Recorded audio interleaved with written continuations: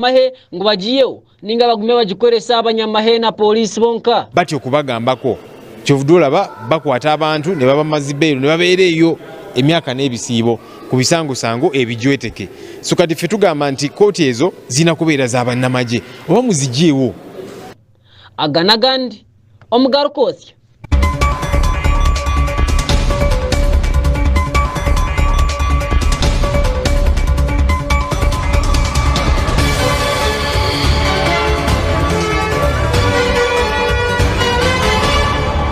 Kuruka yo meto yitu yagarukose ekizambase kwaninga kuretera ombujwire audio mugamberezi wishenjero liyanga ya Uganda agwe na manywanko istinsa Anita Among Annette yargo yabasa kubana buganaho n'abahinji kandi abahinji aba n'abahinji b'amajani okorwa mu district ya Toro babasa kubana bamugambira ebizutare mwenda mwe batwire baraba muntu kwe kurga yakaba Hamza ngo buzima Nigeria kurebeka ngo yakwatanisa na government n'abuturu kwataho kurengwe bizu byabo byona babitereza kandi n'amajani gabo gagaruka gatunga katare ako barukwetenga reka tubirebe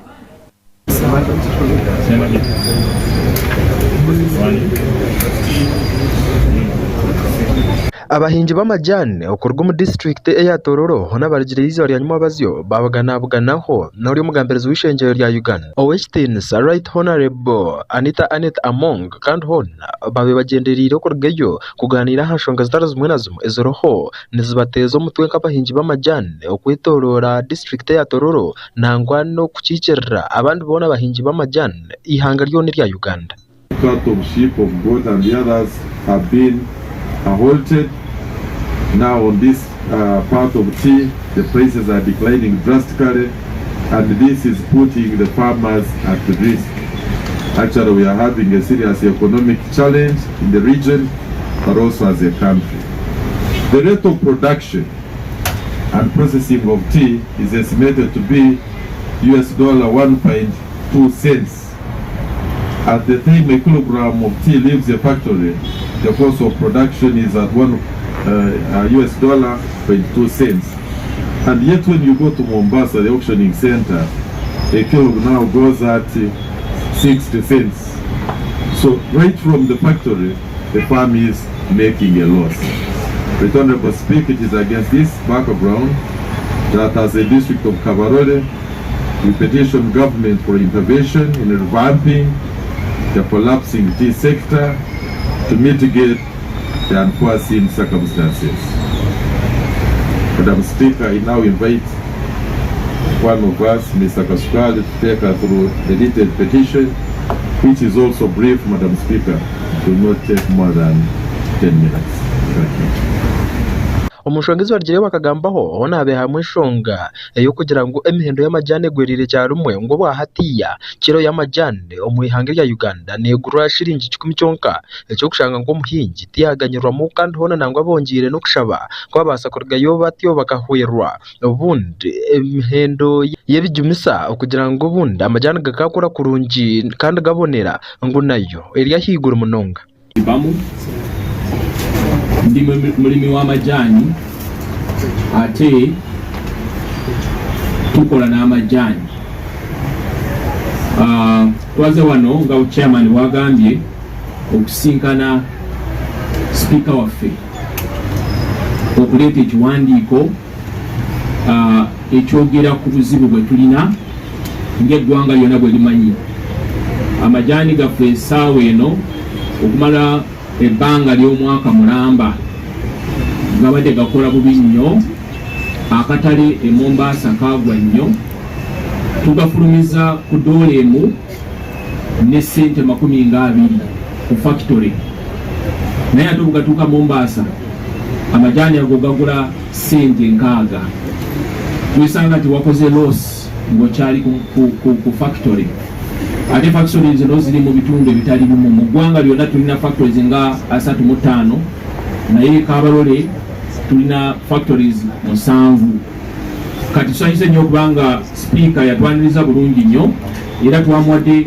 okusaba kwaffe okutuusa mu parliament n'eggwanga lyonna likutegeere okwongera ku ebyo ebize nga bigambibwako ekisooka twasabye nti ngeri chai ereta sente nyingi eziva ebweru mu ggwanga lino gavumenti yandituyambye ngafe abakola amajjaani etufune at least buli factory emu obumbi nga 5 bwa sente okusasula amabanja getuze nga tufuna okusasula abalimi abasinga obungi tebasasuddwa era n'abaana tebaze ku masomero okusasula amasanyalazi n'okusasula ebimu ng'ebyo naffe nga tukwatirako kugenda mu maaso.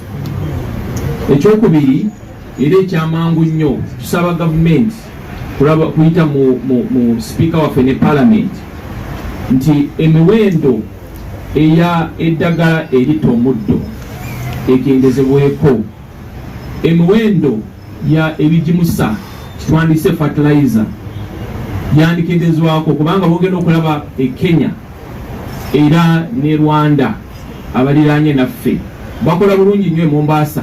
Gavumenti zaabo zakendeza ebitundu 6 buli 100 emiwendo ya fertilizer ne herbicides oba eddagala erita omuddo. Ekirala tusaba nnyo ate mu mangu okulaba nti tusigadde nga factory zino zikola, abantu bakola amasanyalazi bakendezeeko ku sente.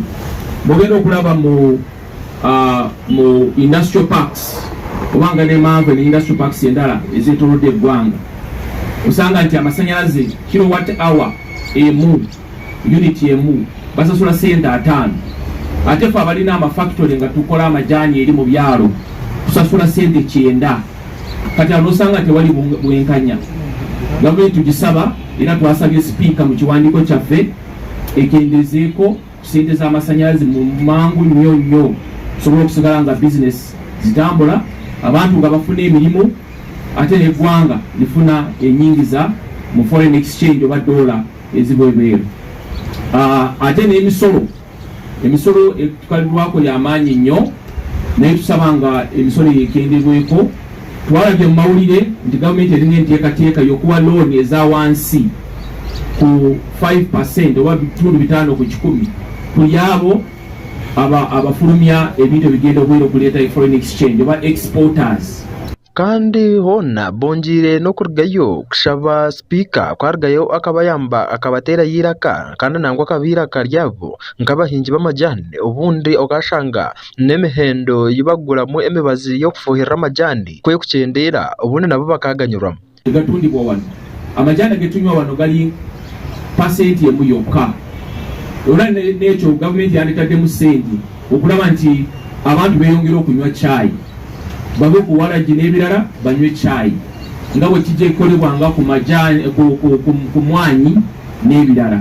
So bino bye bikulu nnyo, naye ekikulu nnyo ekisembayo twagala etteeka erifuga enima, entambuza ne processing oba okufumba amajani kyetwandiise tea policy.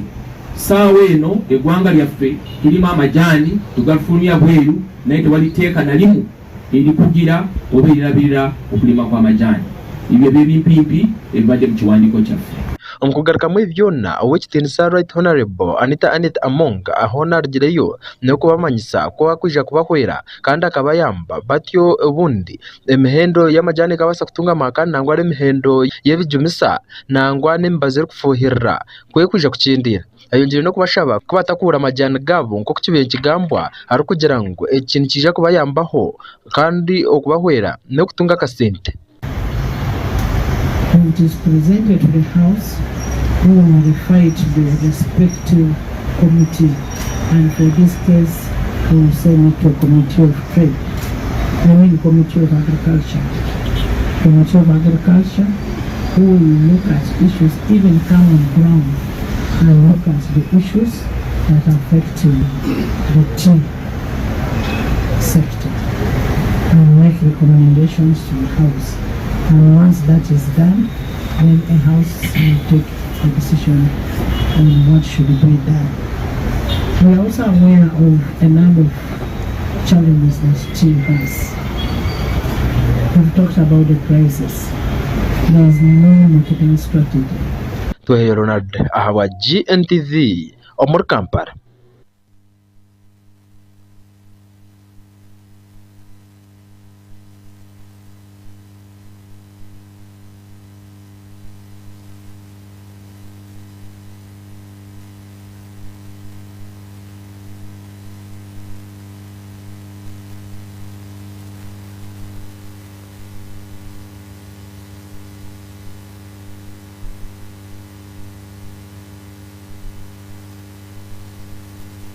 n'enkuyanja y'abantu okwetorora ihanga lya Uganda na munongo bwakabaka bwa Buganda bakiroho nibinamira kandi nangwanu bacurra okufa kubira nakurra ekika ky'entaama ningashi omu Ruganda iwe cyo kubasa kweta ekika ky'endiga orikumanywa engineer Daniel Bossa hona katikiro wa Buganda nabo basize kuhikoma kageye okubasa kumwinamira nangwa no kugira bikibi yagamba obwe arikugezaho kuhabura nangwa n'emigendere n'emitwarize yona ibara kuratere abekika ky'endiga okureba ngo omuntu wabo bamushendekereza obusinge kandi nabo benyini ekikaho cyaguma kiri mu businge.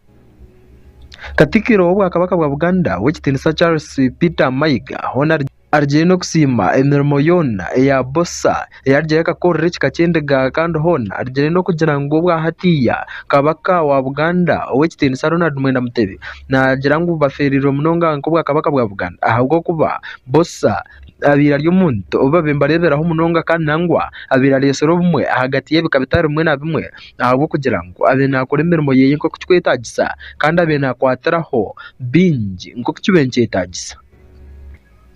Bossa Daniel hono gwa kije yaterwa amasasi agabasize kumwitaraho ahizo bari asando mwabazi obiyabe narwo mmekoro arokutaha kandi hona bamwe bamutira amasasi nabo bakargayo birukangizwa kandi batyo bakwatwa nabo bamwe beitwa nabo bamwe bari mu ngaro za police no mwararo okutunga bujanjabi nangwa no kubasa kurgayo bakabuzi bwa kanana katano bakagamba bwenki barigire hono kwitogo.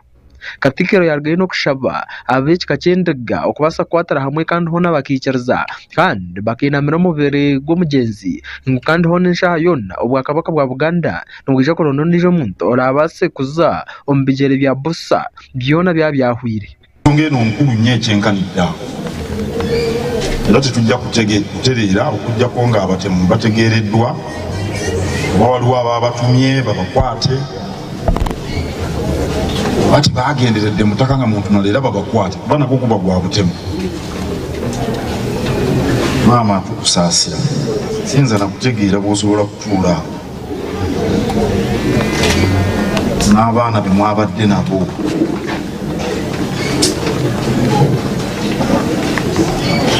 tusaba mukama abakubye nasabyewo ekitiibwa Antony Wamala minisita w'obuwangwa n'ennono abeegatteko ng'ab'ekika ng'ab'enju ate n'olukiiko lw'abataka enteekateeka ennuŋŋamu ekolebwe tusobole okuwerekera omutaka era tujja kuba bumu nammwe kumuwerekera naye kyenjagala okutegeeza Obuganda kiri bwekiti nti waddewo okukaayenda obukulu bw'ekika ekyo tekigaana kufuna bukulembeze bujja kubanga mu nnono wabaawo okujulira oyo aba asingiddwe ewa Kisekwe era yasigala mu ntebe n'olwekyo Daniel Bossa abadde Luwomwa otuusa Kabaka ayogedde ekirala kubanga yajulira ewa Kabaka n'olwekyo Daniel Bossa bwafa era asikirwa ekika ne kifuna Luwomwa. Kyokusooka okufa kwa Luwomwa nze kunkubye wala kubanga ndi muwabuzi nze mbadde ku kabineti ya Luwomwa Engineer Dan Bossa era ng'ebyenkulaakulana bye tutuuseeko ekika kibali tekyadda mabega. Yalonda Katikkiro nga w'amaanyi eri abuuza abo lwasi n'alyoka ateekako kabinet nga y'abantu bonna ab'obuwangwa ba engineers ba doctors abaana ab'endiga kwegamba nga tuli okay ekika kibadde kitambudde era n'omukolo gwasembyeyo gwabadde gumaze okulaga nti Luwomwa amaze okukola omulimu. Kinkubye wala kubanga nze ndowooza nti nno enkulaakulana eno Luwomwa gy'akoze ng'agenda afeffetta ebyobuwangwa byaffe ettaka lyaffe gye lyagendera ng'ategeka okuteekawo ekkaddiyizo ery'endiga waliwo munda ate bibadde biruma mu ffe. Singa Kabaka aliba asazeewo ekirala era tujja kukimanya mu budde obwo naye enteekateeka nga bw'ebeera mu bika erina okugobererwa ne kulungi.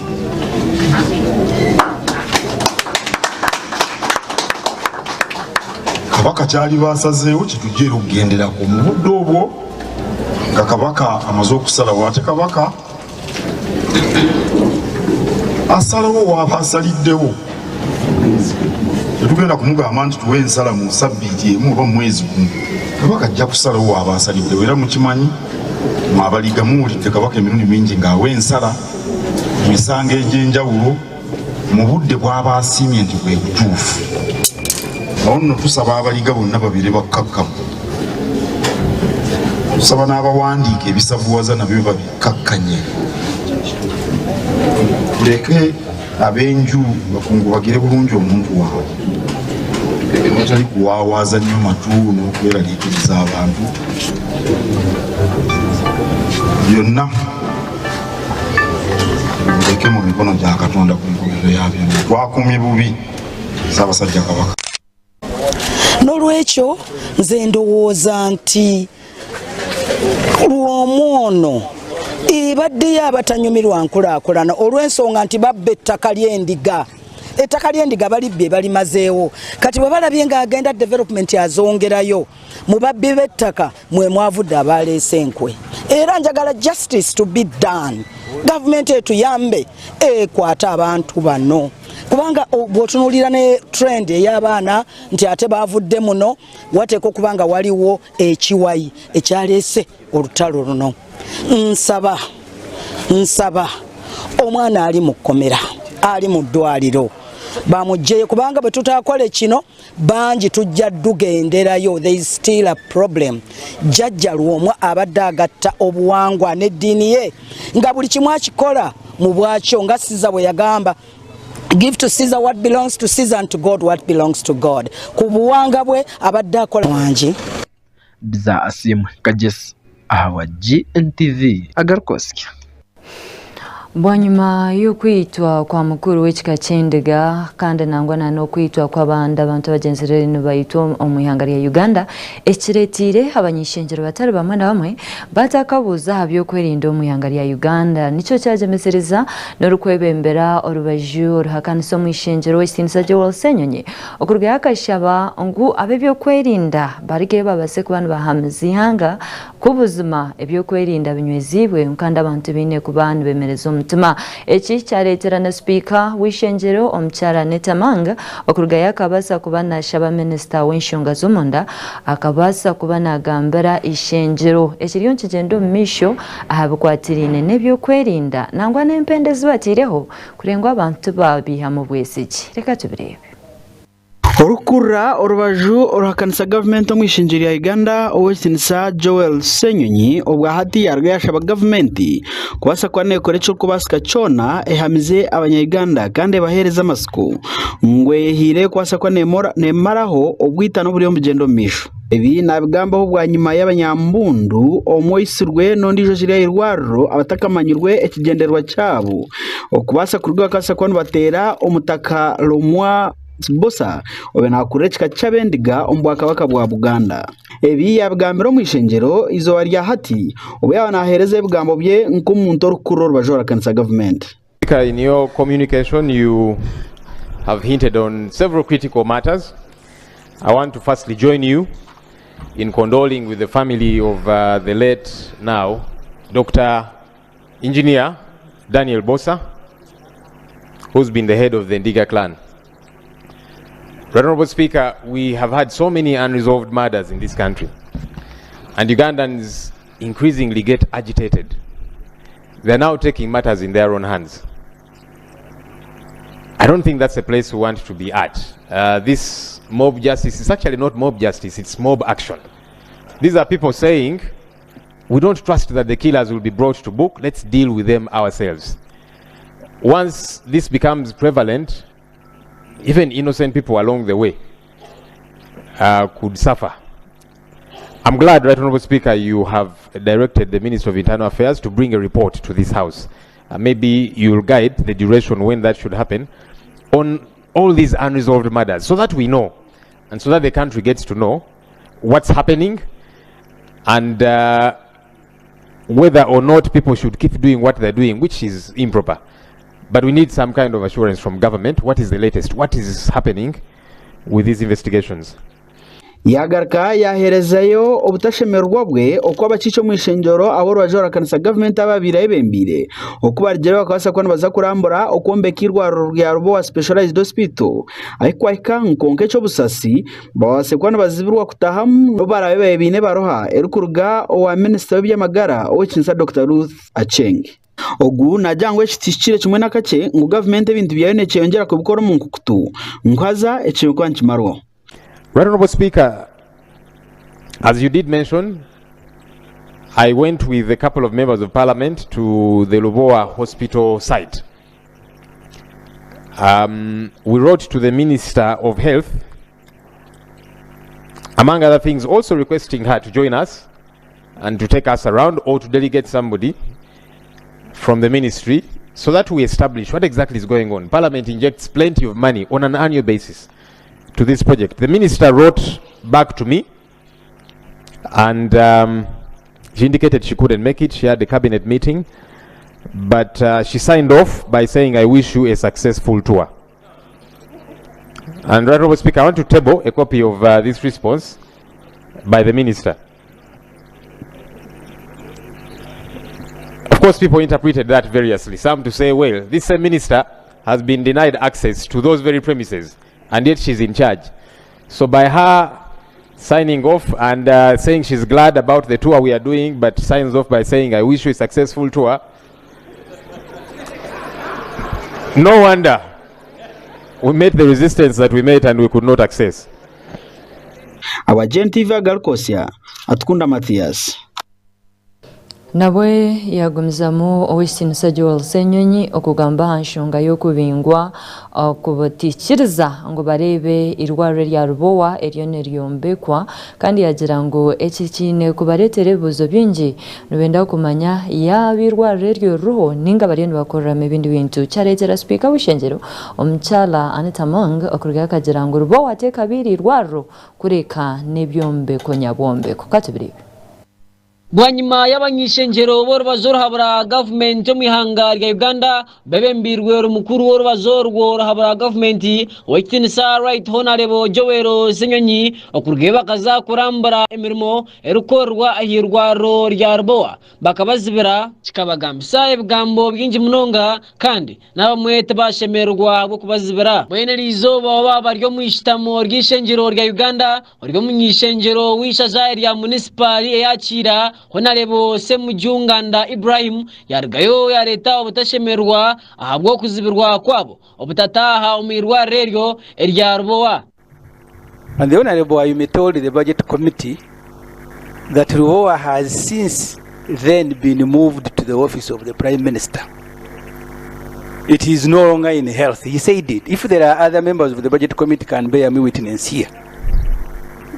I am now shocked, Madam Speaker, that the Prime Minister now says I'm going to consult the Minister of Health. Maybe she meant another person, because the Honorable, you may say that in our committee, and if you read the report of the committee on health, there is nothing about Rubowa. But of interest to this Parliament, Madam Speaker, if you read the report of the Auditor General reports that while government is supposed to have an engineer, a resident engineer, that angel called Pineti has since then chased the resident engineer. Her resident engineer is the one submitting requisitions to finance to pay.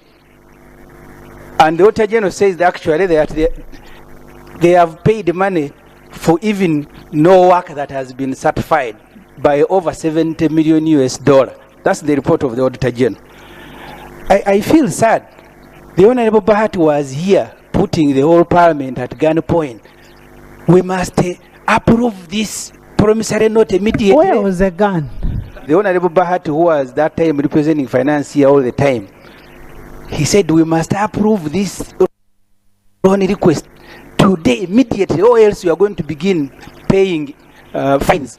And that project was supposed to have been constructed under 48 months. It is now 5 years.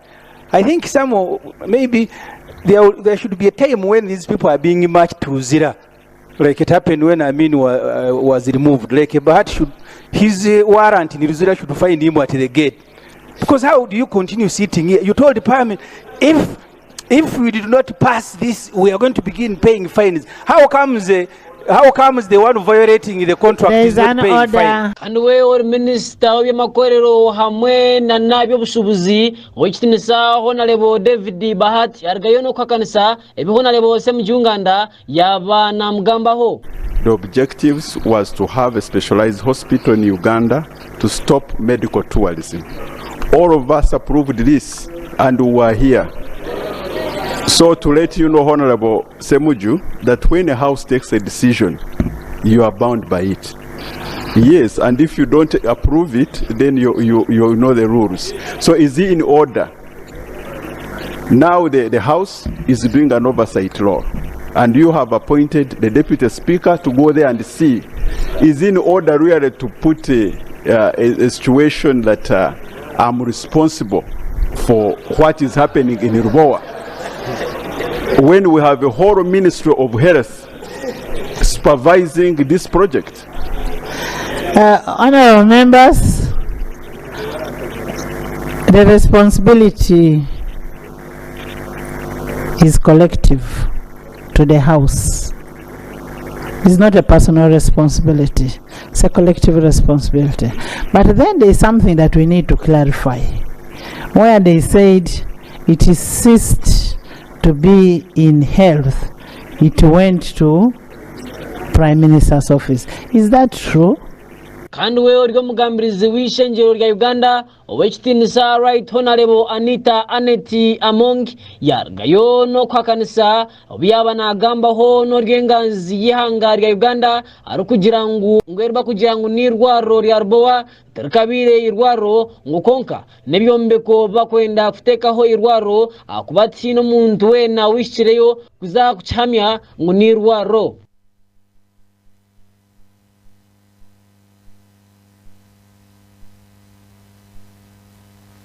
Right Honorable Speaker, as far as I'm concerned, Ministry of Health, hospitals belong to Ministry of Health. I don't know when and where that guideline was maybe passed that Lubowa Hospital. Honorable Prime Minister, Lubowa is not a hospital. It's a construction site. Construction site. It's a project for a hospital. The project, that was project for the hospital. It is not yet a hospital. Anyway, we don't know whether it is finished or whichever, because nobody can access. We don't know. So you need to clarify. You need to guide us. Yeah, Right Honorable Speaker, it is what I was trying to say, that I've never heard of that project being taken by Office of the Prime Minister. As far as I know, it is being supervised by Ministry of Health, and that's why the opposition leader, Honorable, yes, he went to the Minister of Health and is the one who gave him that letter. Thank you, Right Honorable. Semujunganda rukuhendera orubazurwe yargayo no kusaba ibyo kwerinda okugira ngo batekemo amani mingi munonga ngo umwanya wo kuza kwiruka abanyishengero boro bazoro habura government biruke ahabantu abariyo nibita bataji babo. But for me, my issue, and I think colleagues who are responsible for security should help us understand, how can someone be shot and for 3 kilometers or even more, it is 1 inch chasing the suspects and there is no police, there is no ISO, there is nobody in the middle, in the city, Kampala. The murder happens and 1 inch are the one who's chasing and doing broad daylight because he was shot before 6. But he's 1 inch chasing the suspects. And because of their anger and lack of training, they did what they did. So can we be told, where is security? If a murder in a capital city can happen, and for 3 kilometers, there are no soldiers, there are no policemen, yet when the leader of opposition reports at Rubowa, Every minute there is another clan of security people that are reporting, military, police, prison, everywhere, SFC. So why are they not there when people are vulnerable and helpless? But they rush very quickly where the leader of opposition is inspecting, is doing his oversight work. Habwa GNTV AGARIKWOTSYA ndi Clinton nawe. Ihanga ryitu rya Uganda ryoneretebekanisa kutayayisa oruterane orubesire Afro-Arab Youth Council kandi orugenderire ku bantu begese myeto okwekubasa kwebisaho no kwekurakuranisa oruterane oru rwija kwa rwebembirwa w'ekitinisa Yoweri Kaguta Museveni tuhaurwa omukuru w'ihanga rya Uganda katubirebe. Enyakazoba hona chargayo no kuhamebwa kandi no kuranganwa kandi obwe kikagambira abanya-Uganda kunirija kwetebekanisa okubasa kutebekanisa nangwa no kutayayisa oruterano rukumakura International Afro-Arab Youth Council kandi oruterano rurija kutayayisubwe ihanga rya Uganda kurgebero bina byo kwezi kwa kashatu kusyebero mwenda byo kwezi kwa kashatu omwaka ogwenyini ogwe-2024 nikiteekateekwa ngu omukuru w'ihanga rya Uganda w'ekitinisa Yoweri Kaguta Museveni tebihabura hona niwara yibembere oruterano oru kandi hona nirwija kumara ebiro 5 ruri omundu omu ihanga rya Uganda. Abagenyi nyamwingi nibateekateekwa kwija kandi hono bwahatiya entebeekanisa zagenzere kurungi omu maisho okubasa kureba ngu hona buri kimwe kyabasa kuteerera kandi buri kimwe kyaba kirungi ahabw'okuba oruterano oru abantu nyamwingi nibija kwija kuhika omundu omu ihanga. Ebyona byarangirwa Dr. Abbas Agaba Mugisha ogw'orukukurra ningashi ori omuhandiki mukuru w'ekibiina ekirikumanywa nk'ekya Afro-Arab Youth Council omundu omu ihanga rya Uganda. 2008 Uganda took center stage in the activities of the council when we hosted that second anniversary of the African and Arab Youth Festivals in Uganda in Munyonyo. That's when Uganda took over as patron. President Museveni took over as patron. Also, the youth requested the president that Uganda hosts the international headquarters of the Afro-Arab Youth Council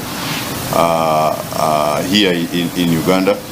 So, over time, the president, when he received at his inaugural speech as the patron, welcomed the idea of the council being hosted in Uganda and donated some land for the construction of the headquarters. We informed you last time that the headquarters would consist of 5 projects. The office block that can be available to the council, but also to other organizations to earn some money for the council. 2 is a stadium, about 20-seater stadium. 3 is the University of Science and Technology. 4 is the Cultural Heritage Center, and 5 is the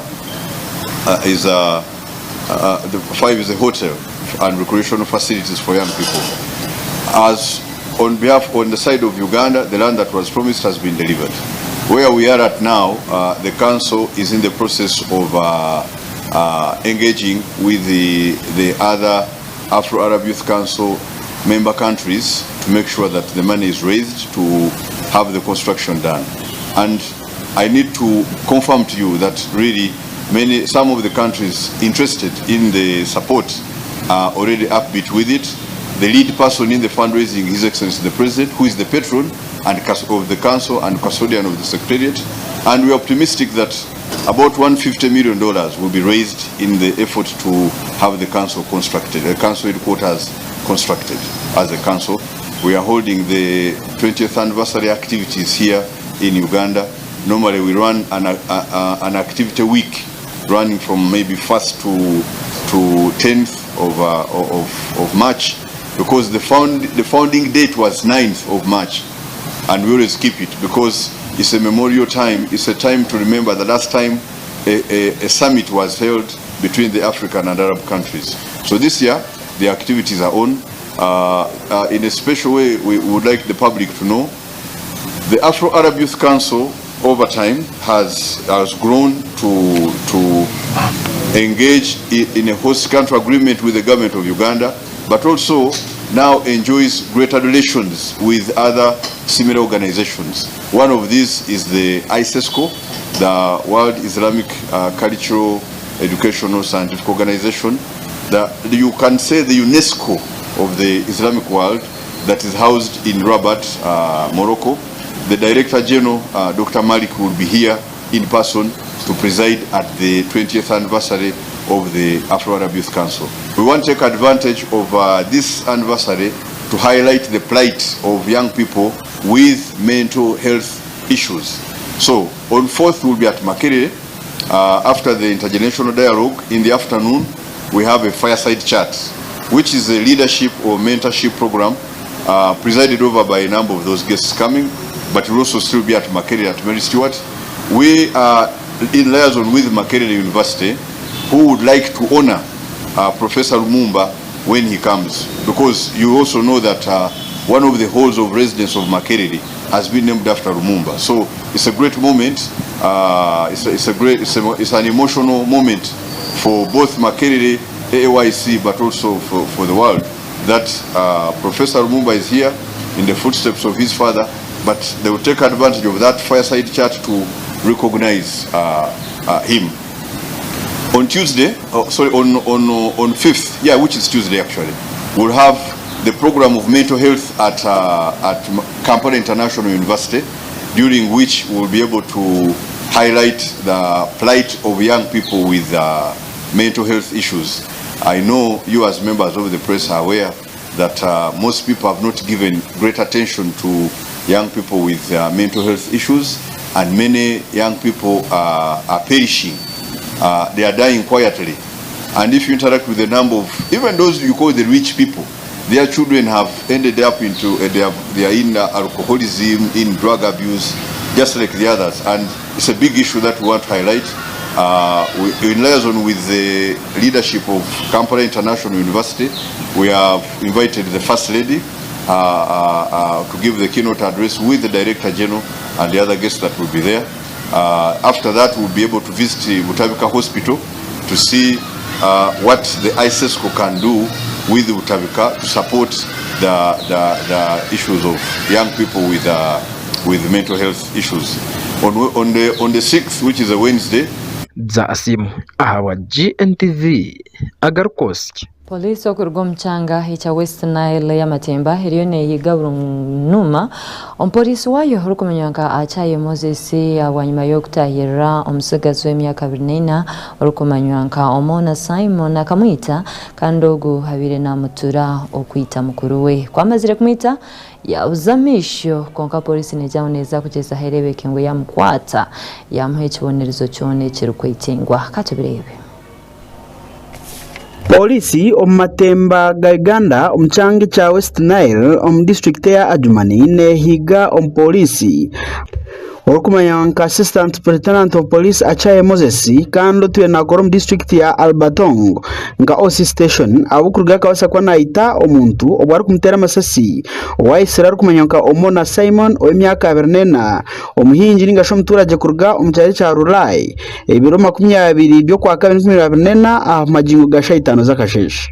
Ogu nagamba kuba yargire aho yabire nakorra aine mbundiye y'ekika kya pisto kandi akabasa kwa nayetwara aha police ya Apa police station ebiro nibyo bimwe 20 kwa 2024 kugira ngo ari nakuratera ninga shinakora kucondoza okwargiro kwitwa kwa mukuru we orukumanka Opio Emmanuel obwayitwa abantu nyamwingi ebiri kumbyo kwa 2024. Simon kuyarebekeraho mu katawuni ka Apa aho umushijo ogu Akyaye Simon yabirari kuyamurebera ati niko kuyo pisto akamutera amasasi kandi akafata kakire mu karwaro akwaye bamwirukizamo ubwo hato kucondoza kuriyo nukukorwa obwo bari kumuronda nagamba ko yamazire kutera amasasi yatwara pisto ye yagibisha irware rya Lako Hospital Police Post ebirabiri nabena byo kwa kabiri nuko kuburaho. We have a police officer who is wanted for having carried out a revenge attack and murdered a suspect who was being linked or connected to the murder of his brother. This was in Apa, Adjumani.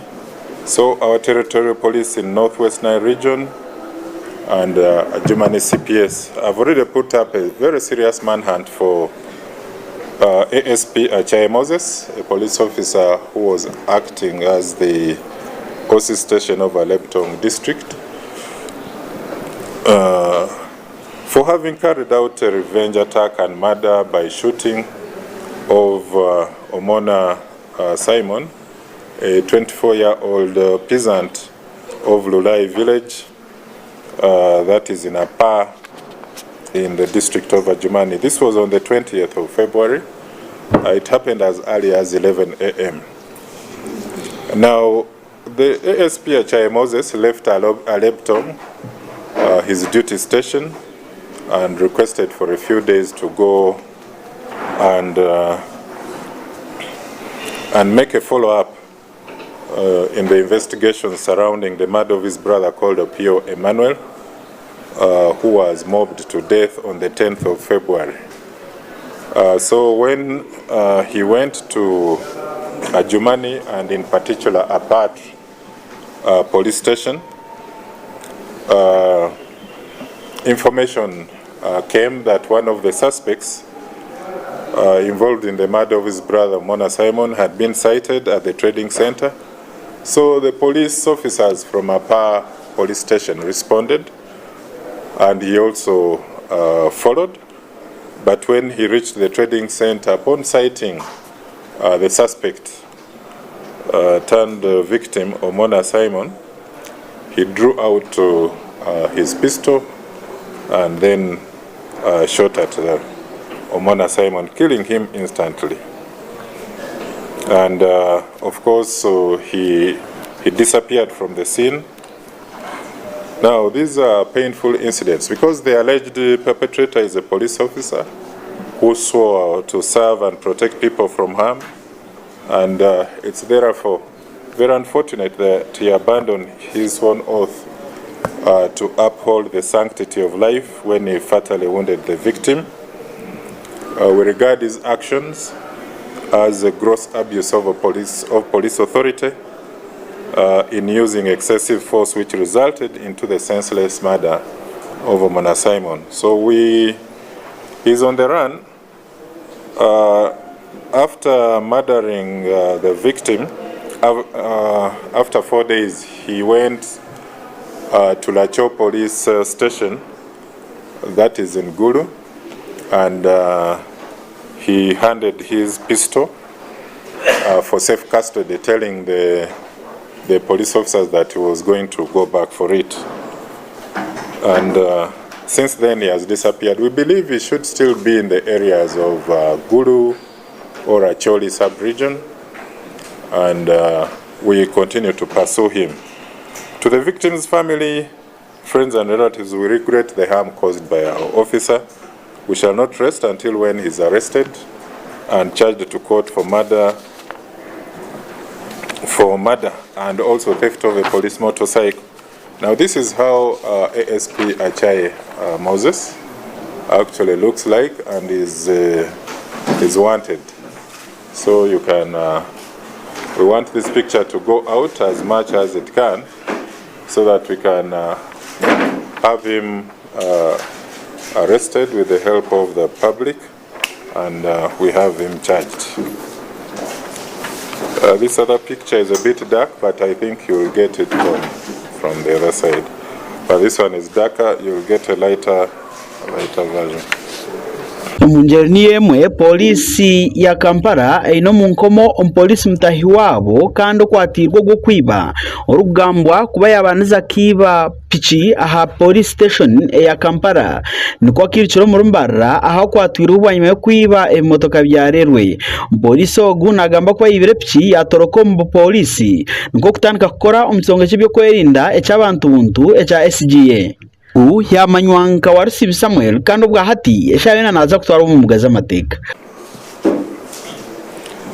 Then we also have a police officer who deserted after stealing a border motorcycle from CPS Kampala.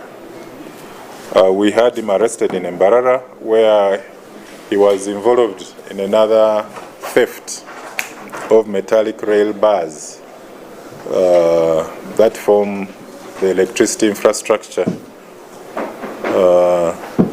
under UETCL. So our police in Kampala Metropolitan now have in custody a police deserter called PC Ahabwe Michael, who disappeared from CPS Kampala after stealing a motorcycle of a boda rider identified as Walusimbi Samuel. The motorcycle had been impounded during the normal traffic enforcement operation, and he had been tasked to deliver it at the CPS yard, which he did not. So he disappeared with the motorcycle, and we declared him a deserter. He was eventually located in Mbarara, where he had joined the SGA security company as a security guard, and deployed on his first deployment was on the 20th of January at the Uganda Electricity Transmission Company Limited, where after 18 days on the 16th of February, this rogue officer or rogue deserter was arrested while stealing metallic rail bars used in electricity infrastructure. So the case was investigated, the case file sanctioned, and he was transferred to Kampala so that he can appear in Buganda Road.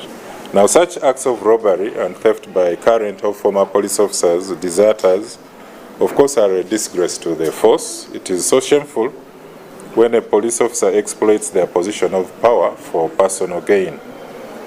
This erodes the public trust in the force and tarnishes the reputation of the other 50,000 police officers who are doing a honorable job of serving and protecting Ugandans each day.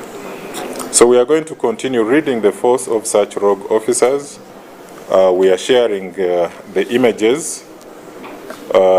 If there are any persons who were victimized by him, they need to come forward and also register their complaint at KMP headquarters, CPS Kampala. Now this is PC, the deserter, PC Ahabwe.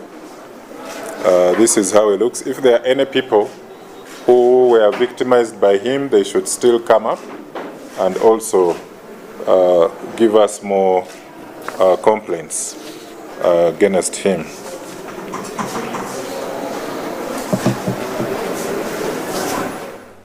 Aba Gntv AGARIKWOTSYA Atkunda Matthias.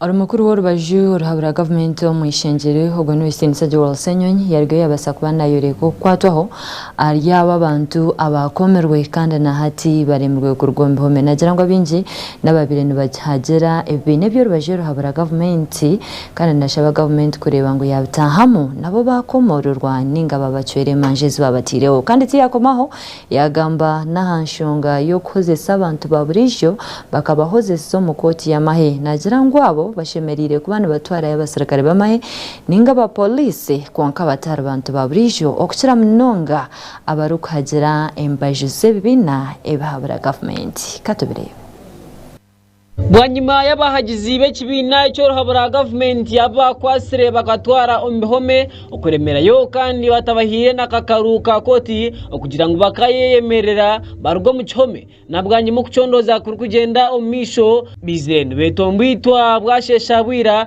bari kugira ngo abantu babo babare kure konkano bwambuye n'utwa kabare kwire Mbwenu we orumukuru w'orubazo orahabura government omwihanga rya Uganda owekinisa right honorable Joel Senyonyi yargayo kandi no kugira byagamba ahari abasibaba abaremire ombihome. So abantu bali eyo bavundira makomera ga polisi ekimenya amateeka kubanga eteeka ligamba nti omuntu alina kumala kusukana ku 2 sawa 48 ngali mikono gya polisi balina kumutaka kakaluka kooti oba mutwale balina mutaka kakaluka polisi oba kumutwala mu kooti ebyembi nti basigala bakikola nga balo bagamba nti atuba tukyanoonyereza kati ffe tugamba nti omuntu nga tonnamukwata ku nsonga yonna sooka onoonyereze. So abavaayo twalabye DPP naye avaayo nga agamba nti ensonga eno ya 48 hour rule naki eveewo n'abalala abaziba byogera tugamba nedde ekyo kikyamu kityobola eddembe ly'abantu n'okumenya amateeka. Honorable Joel Senyonyi yargayo no kwetombwitwa kipolisi na nakoti z'amahe ekibarukora kukwata abantu batine buzurizi ngo bagume babanze bakora okucondoza kwabo. Boba tolina bujulizi bonna ku muntu okwata waki soko noonyo obujulizi then ogenda omukwate at least ng'ofunye obuwererako ddala such that okozeseze ennaku ebbiri okumalayo obujulizi bwonna bwonna bw'oba okyanoonya. Niyo gamba nti tumukwate bali eyo abamu myezi nga munoonyereza, ekyo tetukkiriziganya nakyo, kimenya amateeka. Era nga bwe nagambye eggulo nti bannaffe abalina bayinza okulowooza nti bo bali okay kasita kigenda mu maaso ku opposition nabo kijja batubukako. So ensonga eno tugenda gisimbira ekkuuli, tetugenda kukkiriza nga bwe twagaana ebya bail. Ekyo gamba nti kakati waliwo emisango egimujjo gye batalina gaba bail otya wakakati onabeera suspect kati womuma bail obanga agamba nti omusango gwamusinze dda ate ng'ekyo nakyo kikyamu. Honorable Joel Sennyonyi yagumiza muno okusobora ha kooti z'ekinyamahe nkooti ezi tizikugendera habaragiro ngwakuba nizikora ekyokubonabonesa abanyayuganda kyonka okubatulugunya ngukanda bamwe baferwa n'amagara gabo nikukurgayo akahabura banywani babo ab'ekibiina ekya National Resistance Movement NRM ngubareke kubashekera ngurwasha nukwizira otinigukanyose ngwizoba niryiza kushika nabo ekintu nk'ekyo nikibabaho. Okusookera ddala court martial eno sina court nga bwe kirina kubeera, zino military tribunals kubanga bazivuga mu ngeri ya kinnamagye era abalina otwalibwayo beebo nga bamagye abantu abali mu layini eyo. Obuzibu obuliwo nti kooti zino ez'amagye tezitera tambulira ku mateeka. Of course ne kooti zino eza bulijjo nazo zirina ebizibu byazo, naye ez'amagye zo zayonoonekera ddala kubanga zirina kubeera under judiciary. Nene judiciary ezitya batyo kubagambako, kyovudde olaba bakwata abantu ne baba mazibeero ne babeera eyo emyaka n'ebisiibo ku bisangosango ebijweteke. So kati ffe tugamba nti kooti ezo zirina kubeera za bannamagye oba muzigyeewo n'ekyokukwata ba civilian ne babatwala eyo nga bamanyi era bakikola kigenderere kuba kakati oyo chairman wa General Court Martial ani amukomako Minister wa Justice asobola omugamba nti kati kyokola kikyamu oba Chief Justice nedda babatya kati oyo chairman wa Court Martial orders ze azijja director wa M7. So kati bakiteekawo nga kiri awo structure tekigoberera amateeka bakikozesa okunyigiriza naddala abo abatawagira government yeno. Era nga bwe nayogedde ku kiri nti abantu bannaffe abali mu gavumenti bayinza okubeera eyo ne balowooza nti bo bali safe, naye naawe kijja kutuukako. Kayihura bamuteeka eyo mu General Court Martial ne bamusiba okumala ebbanga tumukunde, naye bwe yali takkaanya ne gavumenti ne bamuteeka eyo. So kino tulina kukirwanyisa kubanga kikyamu, oba ogwawa naawe kiyinza okutuukako. Honorable Joel Sennyonyi yarugayo n'okwereka okwetombiitwa kwe ahali abo abasurukale ba gavumenti abapoliisi n'aba UPDF ngu babeera mu mbeera mbi mwene gavumenti egire ekiyakoraho naho. Aliwo abakozi ba gavumenti abamu ffe be tugamba nti bano tebafiiriddwako, abasajja n'abakyala abambala uniform, abamagye, abapoliisi, aba prisons. Yes, oluusi tubeera ne nyombo nabo ku nsonga ezimu oba endala, naye naddala kati bano bajuniya abali obiffe tubalwanira kubanga bannayuganda basula bubi. Bw'otunuulira zibalagisi zino gye basula obuyumba bwagala bagwira, awali aka unipoti bateekamu katen eri waliyo famire neno waliyo famire, kati babeera batya bwe batyo mu ka unipoti kamu mulimu famire 2 oba 3. Bw'ovudde ku ekyo n'otunuulira akasaala ke bafuna $39 kitundu. Shuwali alina okulabirako famire ye, alina okusomesa abaana, ate alina okukola omulimu gwe nga agwenyumirizaamu. Tekisoboka. So ffe tugamba nti budget season eza poliisi y'amagye nakizigenda zeeyongera, naye tetulaba ngeri gye zituuka ku oyo owa wansi. So ffe nga tugamba nti abantu abo nedda tubafeeko ng'eggwanga kikulu kubanga bannayuganda bano baganda baffe, bannayuganda nga ffe era nga balina okufiibwako. N'endala priority areas zetulaba nti kakati wano tuteeka oteekawo essira. Orumukuru w'orubazo orohabura gavumenti y'omwihanga lya Uganda Joel Sennyonyi yarugayo n'okugamba kikwatiye n'obuhingi n'obuliisa omwihanga lya Uganda ngu gavumenti ya Uganda eize teeka amaani mingi omu buhingi n'obuliisa ngwakuba Uganda niho turi kukomooka. Agriculture bannayuganda bangi 7 ku buli 100 abeetaba mu agriculture. naye obuzibu nti tukyogerako bwogezi ne tugamba nti abantu bangi bagiganyulwamu naye tukoze ekyokulaba nti tesigala nga bweri kubanga abantu bakyakozesa enkumbi mujjukira lulimu M7 yali agaba enkumbi zaali obukadde 14 enkumbi mu kaseera kano ng'oyagala abantu bakole commercialized agriculture ate batya tractors awe wali omulamwa kyolina okukola n'agamba nti drip irrigation kakati mukwate obucupa mutekemu amazzi irrigation seriously nga tulina zino ennyanja zonna lwaki tetukimekanizinga so kati for agriculture tugamba nti tuleme kyogerako bwogezi nti backbone of our economy. No, it is not a backbone for as long as tetukola kitulina kukola tetutaddemu sente zimala tetugimekanizinze abalimi bagenda ne bambi ne bafuna ebintu byabwe ebirime byabwe tebalina na butale. Ahabwa GNTV AGARIKWOTSYA ndi Clinton nahabwe.